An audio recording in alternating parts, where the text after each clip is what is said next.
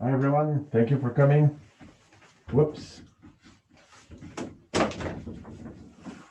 Do you have some questions? Okay.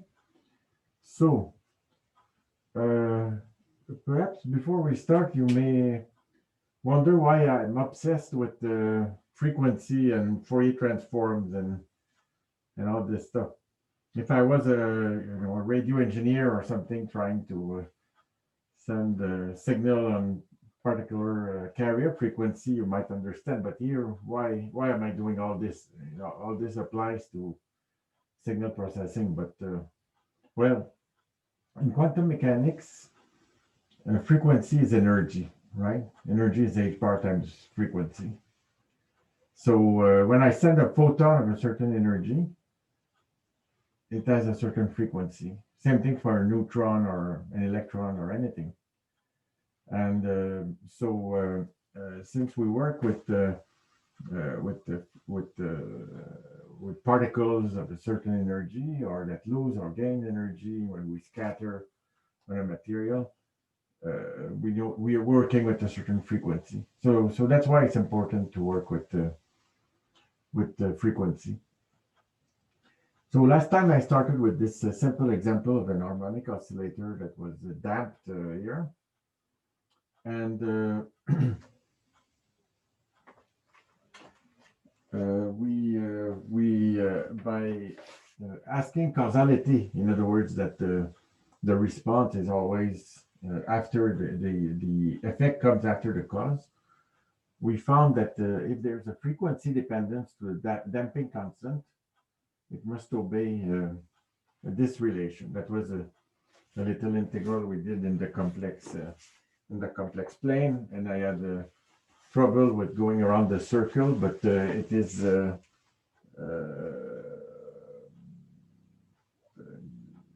yes, I think there may be a pi here that I'm missing. No, it's simplified. Okay, so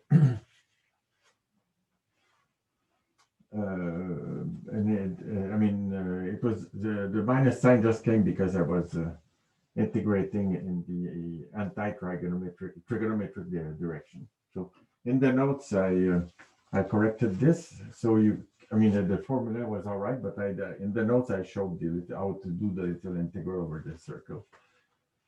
So you should upload regularly. I'll tell you when I change the notes. So I have updated the notes now, and you can update the last version. So what am I going to do first? Well, here I'm going to first, before we get to this, I will go in to finish this and show that the quantity, this is a complex quantity, so I would call it, I will say that the gamma retarded is on the real frequency is equal to a real part, a real function that has a real part plus I times gamma double prime that has also a real part.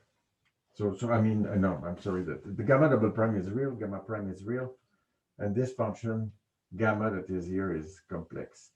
And we call it gamma retarded simply because we know that this whole function here, as a function of a complex variable, is analytic in the upper half plane.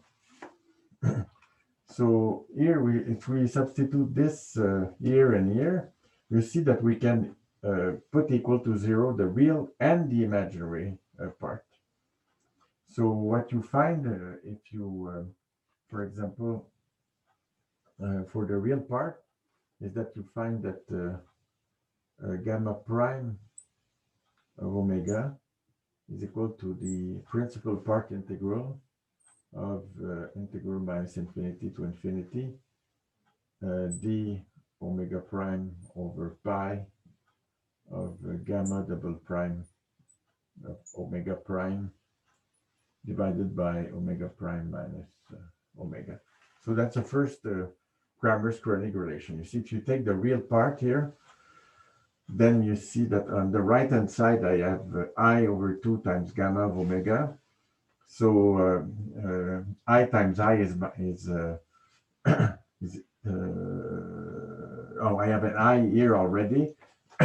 So when I look at the real part, I get this.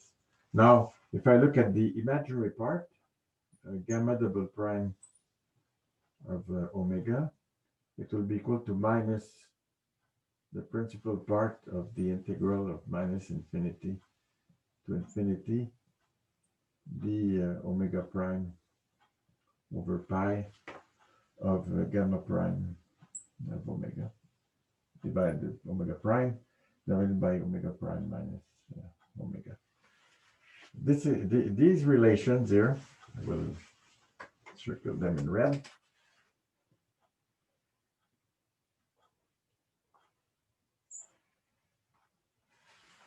This is called Kramers Kronig relation.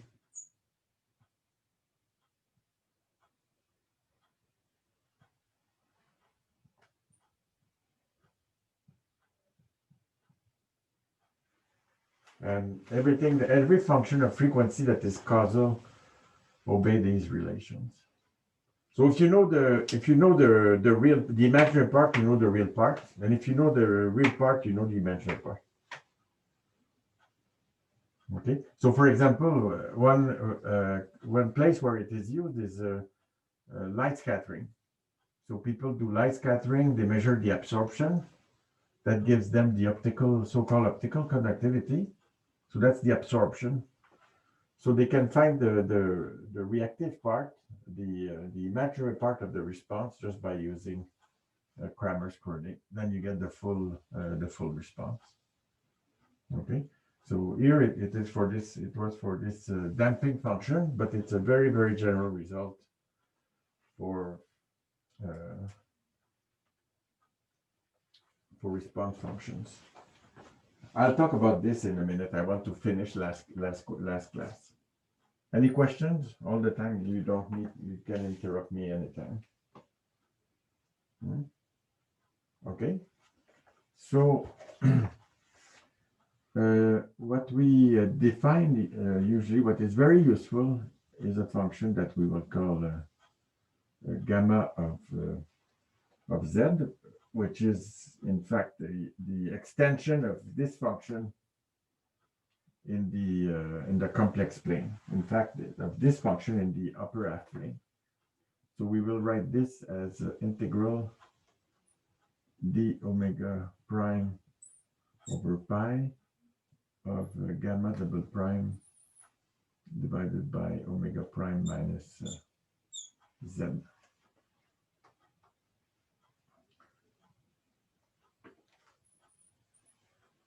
So gamma retarded that we have here of omega is equal to the limit when eta goes to 0 of gamma of omega plus I eta. Okay, so what does that mean? I will show you this. So if I replace z here by omega plus I eta, and I take the limit eta goes to 0, I get this function that obeys Kramers Kronig.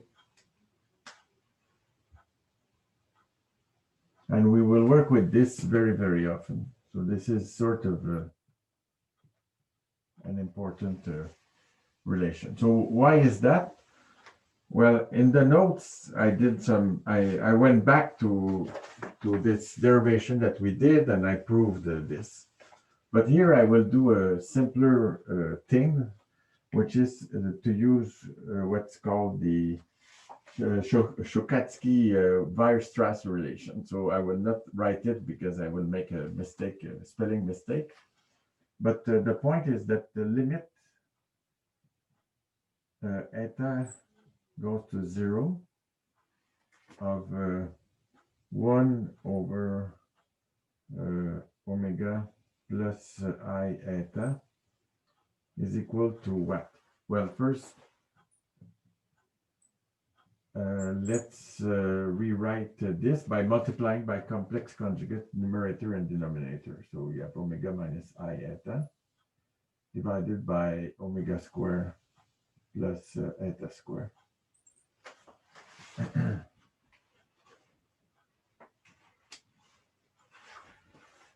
So this is equal to the limit eta goes to 0 of omega over omega square plus eta square minus I eta times omega square plus eta square. Okay. So when we put this in an integral, then this becomes the principal part of 1 over omega. You see, because you avoid the singularity, you avoid the 1 over omega. And then what is this? The limit eta equals 0 to this. This is the Lorentzian representation of the delta function. So I get minus I pi times delta of omega. Okay, so this limit, so limit eta goes to 0, I get principal part minus I pi delta of omega. So you see what happens here. So if I replace z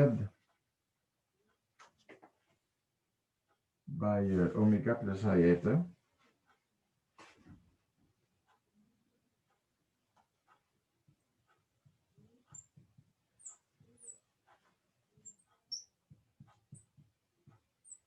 parenthesis, then the real part of this function, when I take the limit eta equals to 0, the real part becomes the principal part of 1 over omega prime minus omega.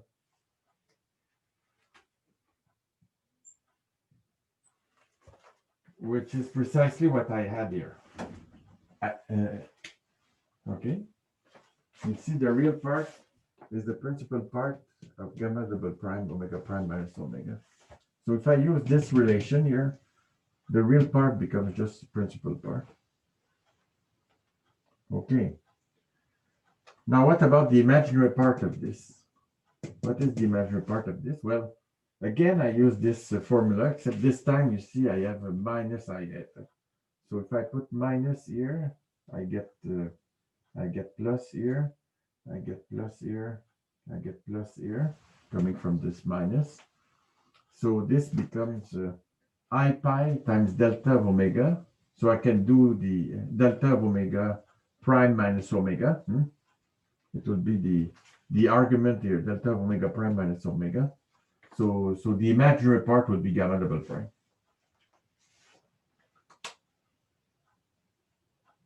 Okay. Everyone agrees? So we will work with this very often with this representation. So in this with this function, with the way it is written now, you see that what happens is that you get a function gamma that is defined in the complex plane. So I have the real part of z and the imaginary part of z. And when I'm very near the real axis here,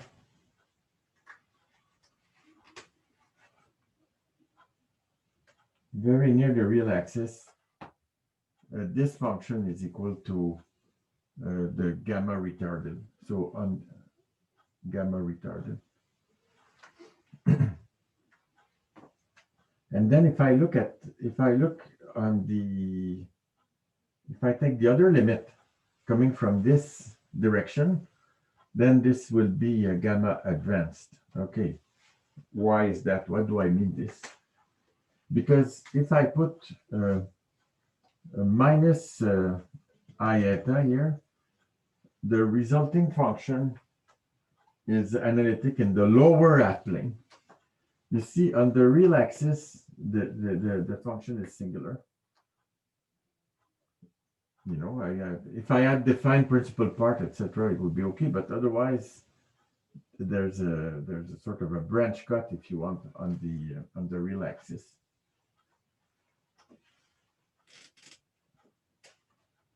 So, in fact, if you look at the difference between gamma A and gamma R, so let me write this.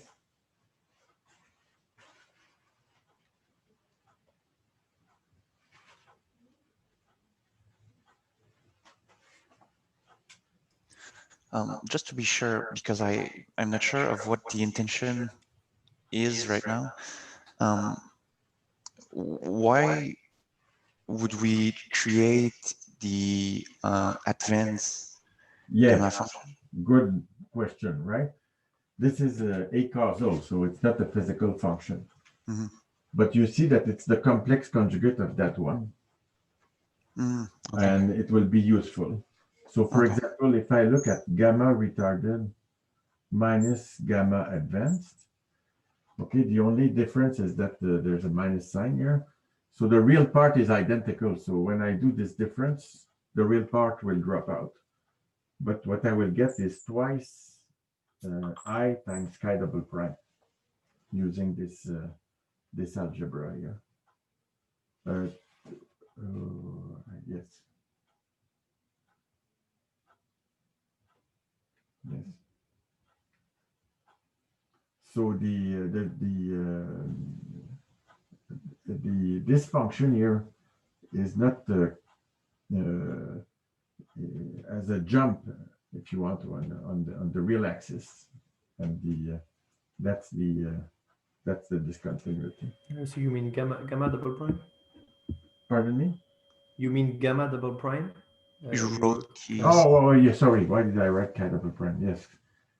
I'm used to, because in one moment I will define the chi, and I'm used to work with chi, but sorry. Yes, it's obviously gamma double prime. I'm sorry for all these mathematics, but it is it is very useful. We'll use that all the time. Okay, for Green's functions, for response function, it's sort of a regular thing. Is everyone comfortable with this? Is it okay? Okay.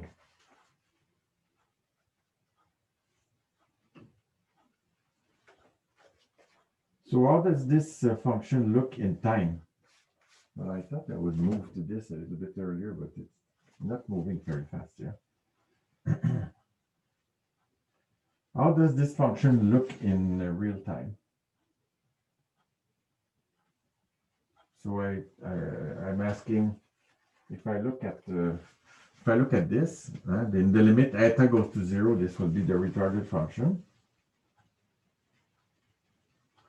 So how does it look in real time? I just need to do the Fourier transform of this. And this will allow me to use, to introduce another theorem, which is the residue theorem.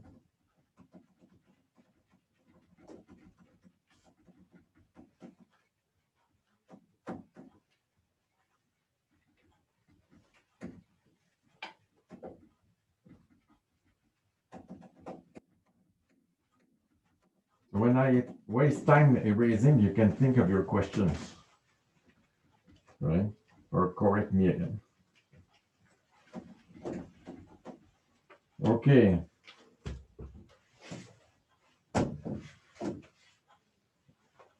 So, if I go back to time, what will it? So gamma of t will be equal to the integral from minus infinity to infinity. I'm just using the definition of Fourier transforms. D omega over 2 pi of e to the minus I omega t of this object. So the integral from minus infinity to infinity of d omega prime over pi gamma double prime of omega prime divided by omega prime minus omega minus I eta.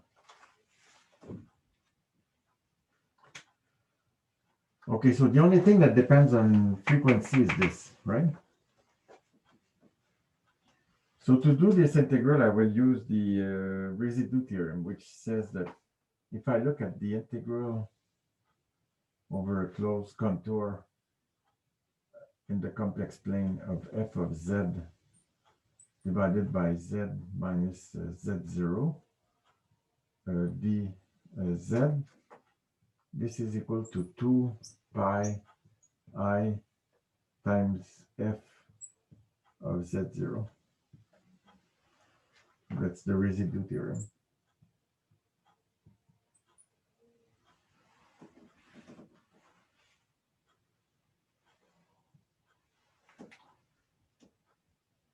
So here the this closed contour is encircling z0.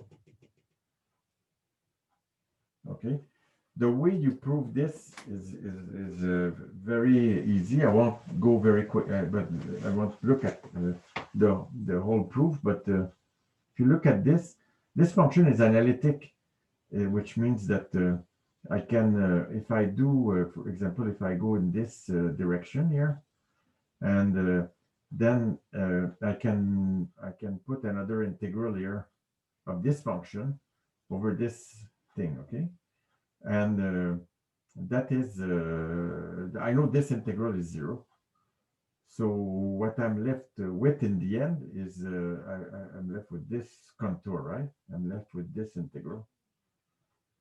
So I can do this everywhere, and I end up with just an integral over this this pole here, which has the form 1 over r e to the I theta, and times this guy will be r e to the I theta time, and then the contour will be I d theta. So I get 2 pi, the r simplifies, and this is 2 pi I times the value of the function at that point. Okay, so this is a quick and sort of back of the envelope.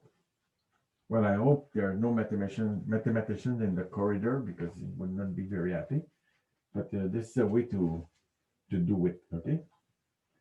Quickly. So we will use the residue theorem all the time also. So this is another, we are recalling this.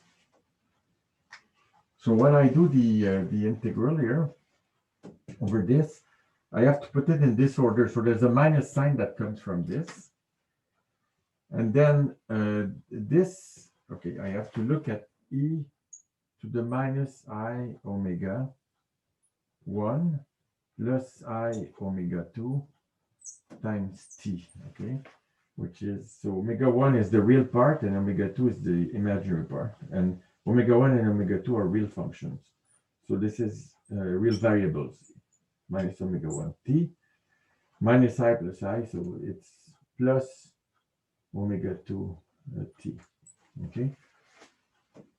So if t is less than 0, it means that I can complete this contour. I mean, this is from minus infinity to infinity. I can use the contour at the infinity here. I forgot to mention that, okay, you need to subtract the value of this at infinity, but here I assume it's 0.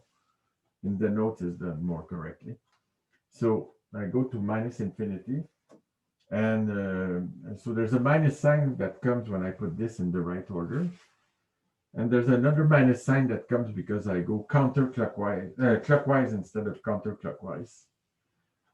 So what happens here, once I've done I have done this this integral, so this has disappeared. I've used this residue theorem. So I have 2 pi I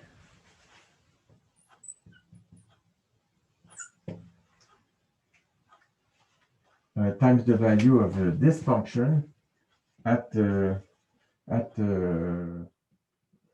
omega equals omega prime, right? So I have to put this inside.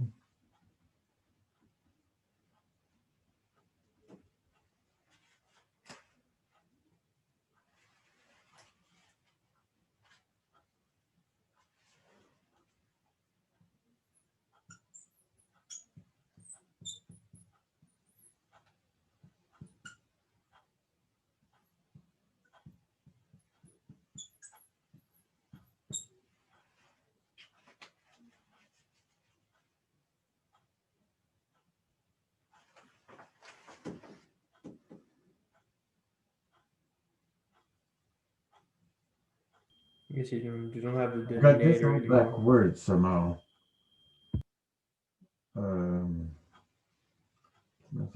T minus I is correct. Okay. Okay. What happens is that in the yes. So the pole here, if I'm integrating over omega, okay. So the pole is in the lower half plane, and so omega has to be equal to minus iota plus omega prime to have something non-zero. Omega prime minus iota, and now this guy has disappeared because I used it to do the first integral.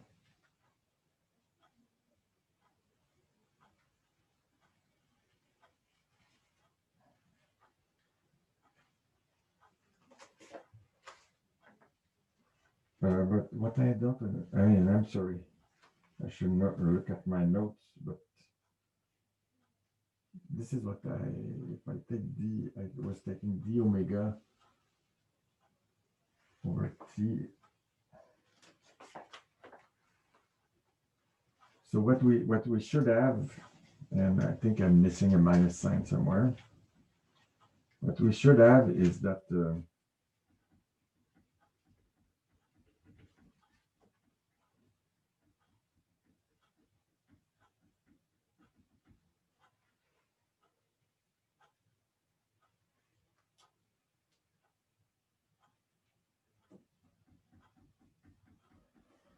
2 pi is cancelled.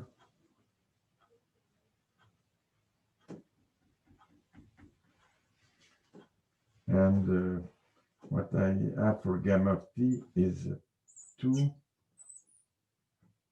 gamma double prime of t theta of t e to the minus eta t. So I have e to the minus eta t, that's correct. The gamma double prime of t comes from the fact that and the 2 here means because I have the 2 here, and this is this e to the minus omega prime t times gamma double prime of omega prime is gamma double prime of time, and the time needs to be larger than 0 because this is a retarded function. So this is where I have a problem. Yeah, the pole was in the lower half plane, and to go to the lower half plane, I should need the t positive, which means I should have a minus sign. Yeah, this is what I don't understand. Okay, sorry. Anybody can help me there, or okay.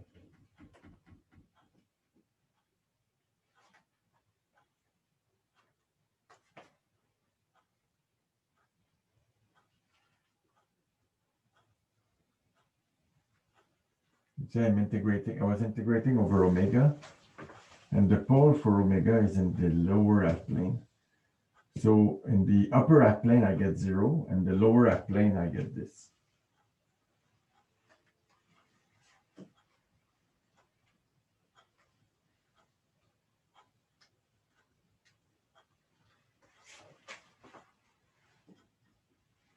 Okay.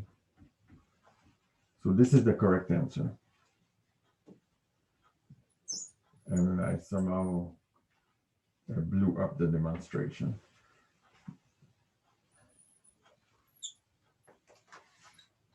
Okay, so what we see here is that if the time is too large here, we sort of, and so that's, you know, the perturbation was at time, was at some time 0 here, because this is t minus t prime. So when the time is too far away, then this is damped. I mean, in other words, a force that's infinity does not have an effect on what happens at time t.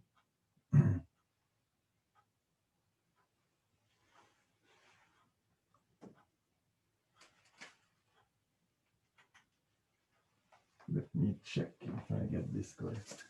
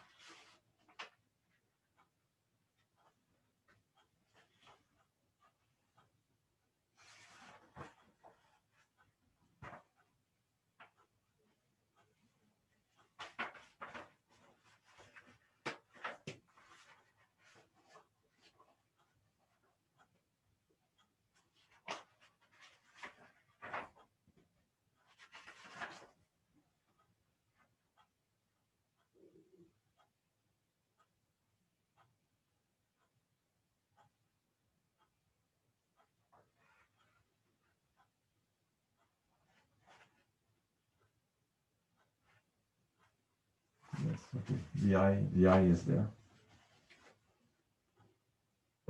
2I. And then the question was just that I had e to the omega 2 t. So if omega 2 is less than 0, if I'm going in the lower half plane, and t is positive, I can go to the lower half plane. This is damped now, and this is when I get this result. And if t is negative, then I have to go, omega 2 has to be positive for this to converge. So I have to go to the upper half plane, and I get 0. That's why you get this. Okay, that's very simple. I don't know. I mean, I took some pain. It's an excuse now. I took some painkillers this morning because I had a backache and somehow. Okay. So everything's fine? Okay. So what I did here with this gamma will apply to what I'm going to do next. So we define. I don't know if you remember this. This was the if I multiply this on the left hand side, I have the force, and this is nothing but the equation of motion for the harmonic oscillator Fourier transform. Okay, and chi here, the susceptibility, chi of r is just defined by this. So here I call it a susceptibility. It's very strange. But it has exactly the same properties as susceptibilities that we will see a little bit later, have the same properties as this object here. That's called a propagator. So we'll see why it's called a propagator. But the point is that if we look at phonons, for example, in a solid state system, then the Green's function for the phonon, or the propagator for the phonon, will look exactly like this. It will be the same, exactly the same structure. And remember here that we had gamma times omega when we assumed that the damping constant here was a constant. But in general, this gamma depends on frequency, and that's how we got to do all of this, this algebra. So I'm going to talk about the properties of this object while I erase. And where are we going? We are going to look at the model of dissipation here. You see, you have dissipation. What I'm going to do is just put we are looking at a one-dimensional harmonic oscillator. So I'm going to put this chain of oscillators. And this is called in quantum, this was proposed in quantum mechanics first. It was called the Caldeira Leggett model. You imagine that this chain, when I look at the eigenmodes, these will be photons or bosons, I mean, some mode. So here, what I'm doing a model of this, all these other things here. And what will happen to this this model, you will see, is that when the chain here becomes infinite, then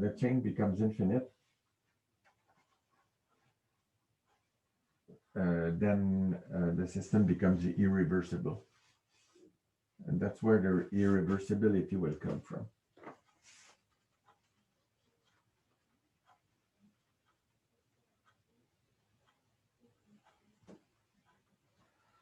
So what are the properties of this object? Okay. Well, it is analytic in the upper half plane because it's a response function. And you see that if I look at the poles of this object,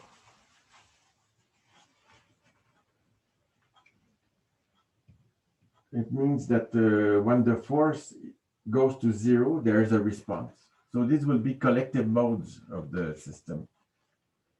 The response of the system will be at the poles of this function.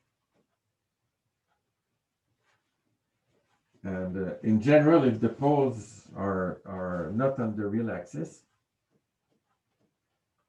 then it means that there will be some damping. So when the damping is very small, then you can really talk about an eigenmode, or you can really talk about a particle, a phonon, or something like that. In this case, yes, that would be a phonon.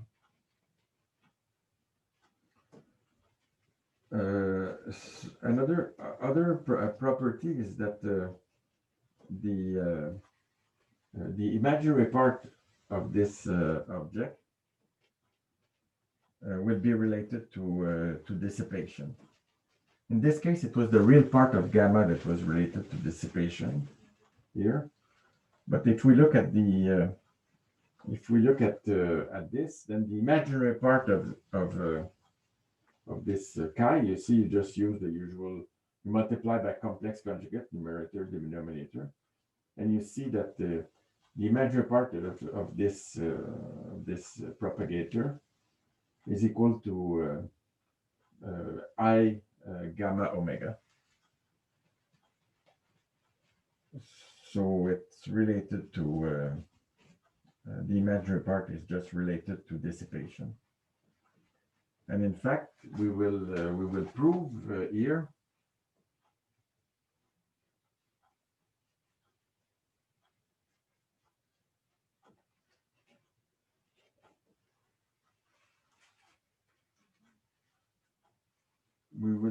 that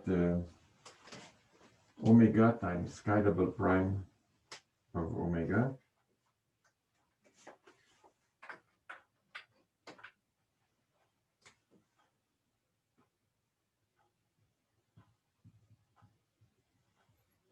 is larger than 0. And the reason for that is just that the dissipation must be positive. So if you look at an harmonic oscillator, so you know that it is oscillating, so it will be absorbing and also giving energy to you. I mean, depending on where is the force compared with what you're doing. So we need to look at the average dissipation.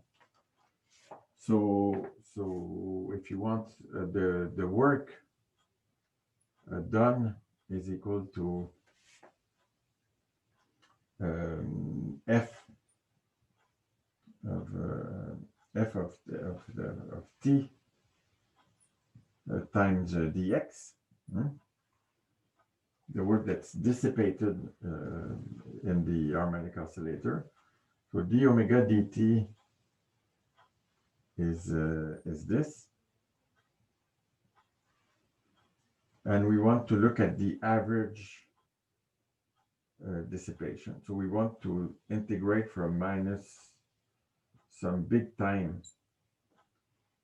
to some large time. So we want the average, so I divide by t of this object, f of t dx dt.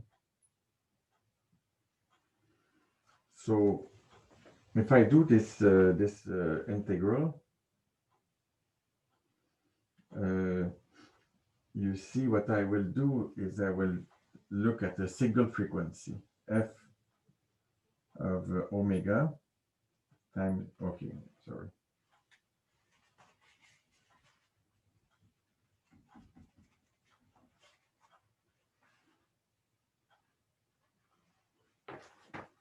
So I will write that f of t is equal to the real part of f of omega e to the I omega t. Okay, I want a real force, so I will take the real part of e to the I omega t. F of omega can be complex, so I can It's pretty hard to read right now. Sorry? The lines are just too thin to be able to read correctly. Okay. Sorry, thank you for telling me.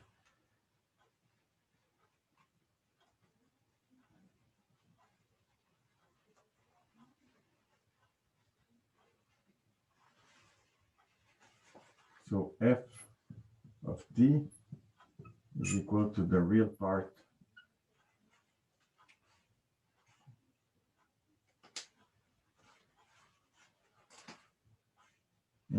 of f of omega e to the I omega t. Okay, I can assume this, that I have just one thing. Okay, so I will not do the detailed derivation. It's not very complicated. It's done in the notes, but it will take me some time, and I can also do some mistake again. But you can easily see what happens is that the dx dt will integrating by parts with some periodic boundary conditions will give you the omega that is there, and because dx dt will be basically related to I omega. See, will be dx dt here would be, if I go to Fourier transform, will be related to I omega times the retarded part of the susceptibility. And I have a force here, and I will have the retarded part of the susceptibility, and I will have the complex. In fact, I will have, because then you need to work out all the minus I. But here I will have the complex conjugate, and here I will have the complex conjugate as well. And there's an I, so the force, I will get the absolute value of the force square, so that is that contribute. And then when I take the real part, because there's an I that comes from the I omega, this would become the imaginary part here. Okay, so that's a Butch derivation, but I guess this will be part of the calculation you need to do for this for next Monday. Verify that this is correct. So clearly I will not have time to do this problem in detail, but let me explain to you why it's interesting. So as I said, it's a model of this damping here. And you will see that if I have a finite chain like this, what will happen? It will give me a response that is periodic in time. So for example, if I push this mass here, then everything will start to vibrate and it will come back. If you remember the harmonic oscillator, right? Perhaps it's a problem you did already. You have a pendulum here, another pendulum. You couple them with a spring and you see that this one vibrates, the other one starts vibrating, and then it comes back. You've seen that perhaps? So, with a finite number of masses here like this, this is what will happen. But when the chain becomes infinite here, what happens is that it never comes back. It doesn't have time to come back if you want. The recurrence time goes to infinity. So that will be important. Here we have this eta that is on the way. And we will see how it comes in this calculation. And we will see that it's in the limit where the infinite volume limit, if you want, when you have a very large number of particles, that the system becomes irreversible. So that's another example where, going to an infinite system gives you an emergent phenomenon. And in this case, the emergent phenomenon is irreversibility. Okay, with the finite chain, things just come back forever. Otherwise, you get the irreversibility. Okay, the other reason this problem is interesting is that if we look at this guy here, what happens to this can look, if you want, like a bat that can absorb energy or give energy. And when we study dynamical mean field theory later, we will also have an object, a quantum object we will be interested in, and it will be coupled to a bat of a fermion in that case. But you will see that the mathematics is remarkably similar in the sense that this here will be the effect of all of this will be represented, if you want, by frequency damping, constant damping, but there's something that we call an hybridization function in the context of dynamical mean field theory. Okay, so this little classical example is extremely instructive for this. So how do we find the equations of motion? Well, we write the potential energy. That's a function of all these variables. X here, U1, U2, U3. So you see that U1 is the displacement with respect to equilibrium. I've written the dashed line represents equilibrium, and U1 is the displacement of the mass with respect to that, U2 and U3. And K prime are the spring constants, and K is the spring constant here. So if I write the potential energy as a function of all these variables, I get 1/2 of K x squared. So that's the potential energy that comes from this. And then I have plus 1/2 K prime of, so X minus, how much this spring is stretched depends on X minus U1. X minus U1 square plus 1/2 K prime. Then for this spring, the stretch is U1 minus U2 square plus etc. Okay. And then what are the equations of motion? Well, the equation of motion is that, for example, m times dx dt is equal to d square x dt square, I'm sorry, this is this equation, is equal to minus dv dx.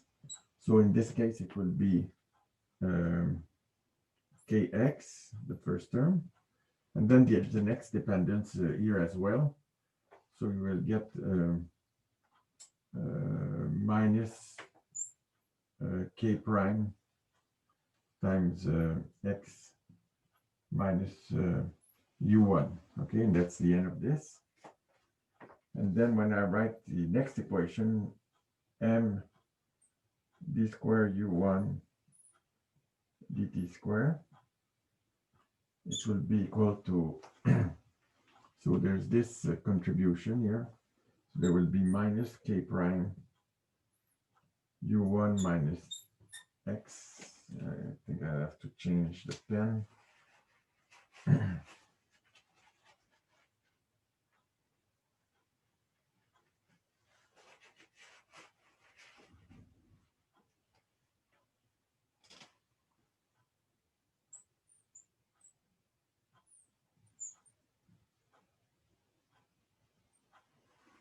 Okay, I can always, flip this, and then it makes the derivative easier.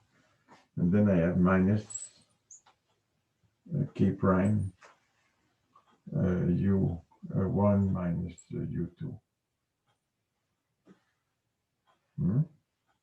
And then I continue. You see, the other equations will be very, very similar.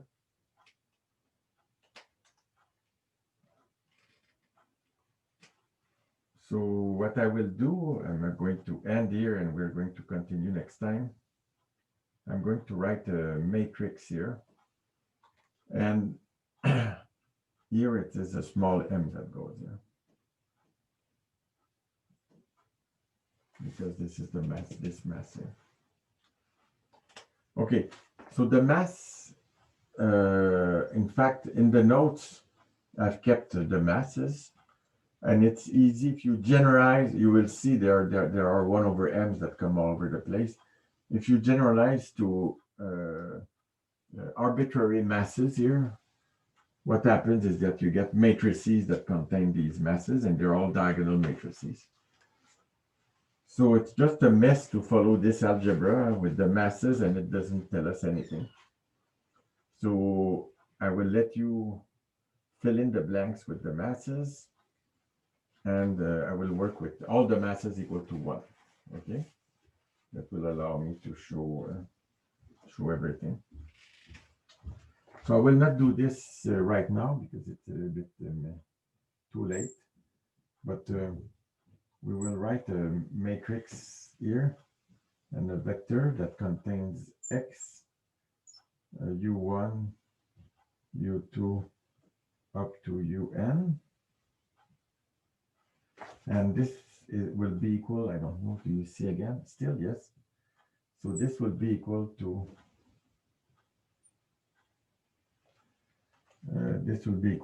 f 0, 0, 0. So we are only driving the first one. So we will be driving just the first one. Okay. Okay. Because if you want, this is the system we're interested in is this big mass here. And we're driving it, we're crazy, you know? We're doing things to this. But everything else here is passive, if you want. That's the bat that will absorb energy or do whatever. But so it will be affected, but it will be affected only indirectly through what's happening to this mass. But we are forcing just this mass. So the structure of the matrix will be that we have for x, we are interested in the end to find an equation that looks just like this, right? Where there's a force, and with the x is driven by the force, and then this gamma here will be replaced by something very specific in this case that has to do with this this path. Okay, so we will have here we will have a minus when we take Fourier transform. So we'll go to the complex plane immediately. So we have minus z squared. And then when this goes to the other end, we have plus k prime. And then we will have some, V is a bad name because I have this here, but there will be some vector, and there will be the transpose of this vector. Whoops.